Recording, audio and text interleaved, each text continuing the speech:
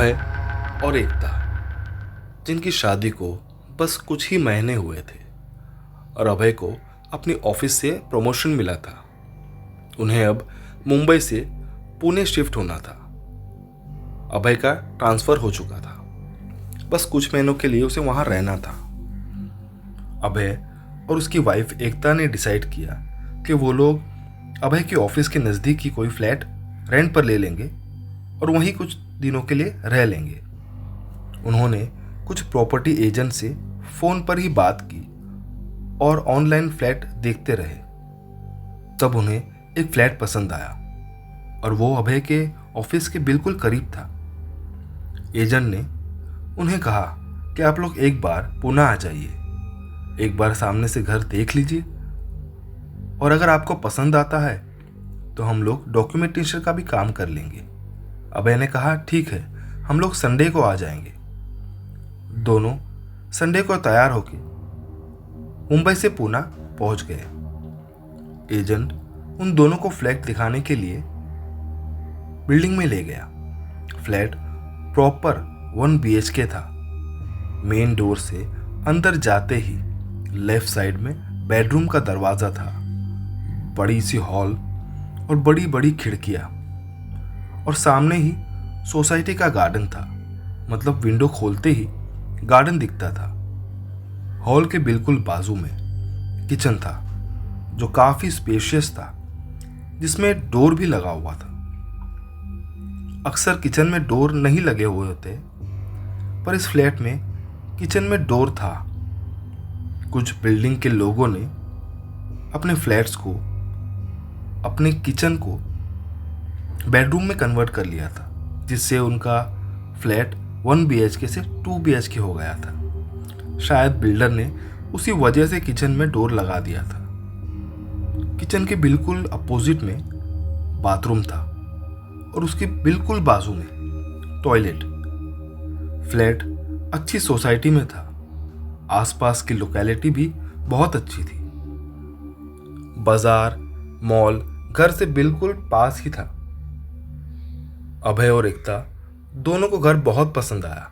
वो दोनों एजेंट से किचन के पास खड़े होकर बात ही कर रहे थे कि एकता वॉशरूम का शावर चेक करने वॉशरूम में गई। जैसे ही वो बाहर आई, उसे अचानक से चक्कर आ गई। वो बस गिरने ही वाली थी कि अभय ने उसे गिरने से बचा लिया। फिर किसी तरह अभय ने उसे एक रेस्टोरेंट ले जाकर कुछ ठंडा पिलाया और कुछ नाश्ता करवाया। उसके बाद एकता को थोड़ा अच्छा फील हुआ। दोनों ने डॉक्यूमेंटेशन का पूरा काम किया और मुंबई की ओर निकल गए। घर पहुंचते ही एकता की तबीयत फिर से खराब होने लगी, तो अभय ने फौरन डॉक्टर को कॉल किया।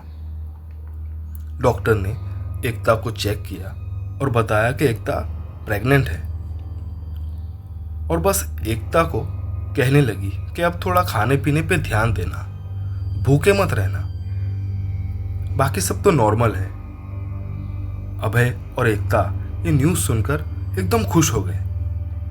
तब एकता की सास अभय की माँ ने एकता से कहा, बेटा अब तो तुम पेट से हो, तो अनजान शहर में कैसे मैनेज करोगी? और ऐसी हालत में मैं तुम्हें अकेले नहीं छोड़ सकती। वैसे भी अभय का ट्रांसफ़र कुछ महीनों के लिए ही तो हुआ है। अब तुम्हें अगर जाना ही है पुणे तो 3 महीने के बाद जाना। इस पर एकता राजी हो गई और अभय 1 हफ्ते बाद पुणे शिफ्ट हो गया। अभय 2 हफ्ते में एक बार वीकेंड्स पर मुंबई आ जाया करता था। ऐसे ही 3 महीने बीत गए। फिर एक दिन एकता पुणे जाने की जिद करने लगी। उसे नई जगह एक्सप्लोर करना, वहाँ पर रहना अच्छा लगता था। तब अभय की माँ ने अभय से कहा कि एकता को ले जा कुछ दिनों के लिए अपने साथ, उसका भी मन बहल जाएगा।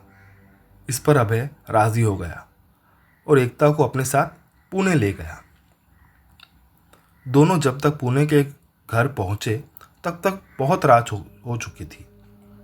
दोनों सोने के लिए बेडरूम में चले गए।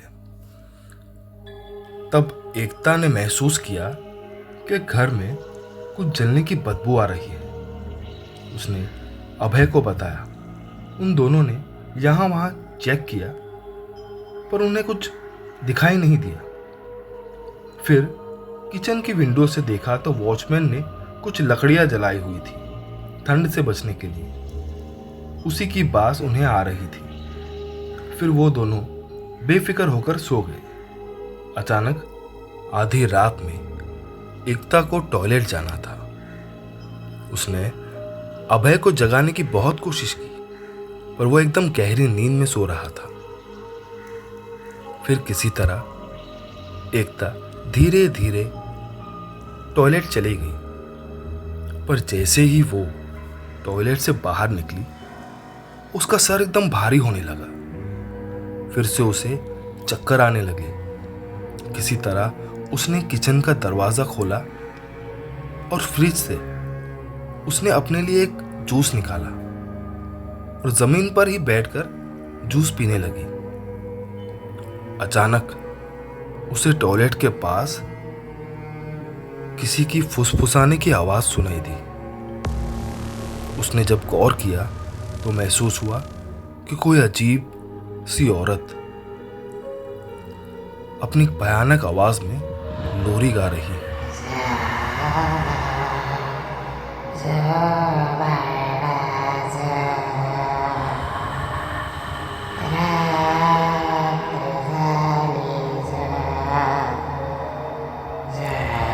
वो आवाज इतनी भयानक थी कि अब उसे बहुत ज्यादा डर लगने लगा।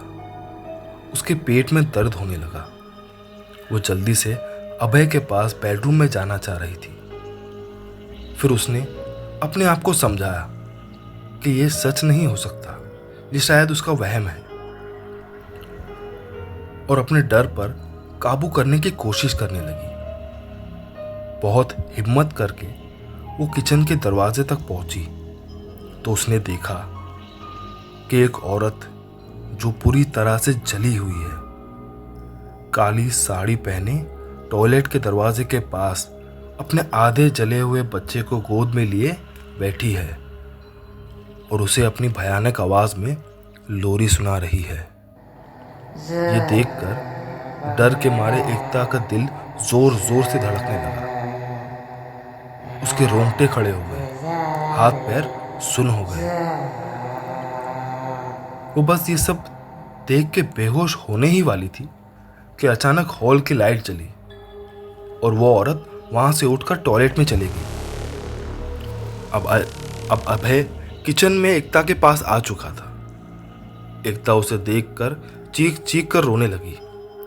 अभय ने घबराते हुए से पूछा, क्या हुआ एकता, क्या हुआ, क्यों रो रही हो? तब एकता ने उसे पूरी बात बताई और जब अभय टॉयलेट के दरवाजे के पास गया तो उसे भी टॉयलेट में से उसी औरत की लोरी की आवाज सुनाई दी।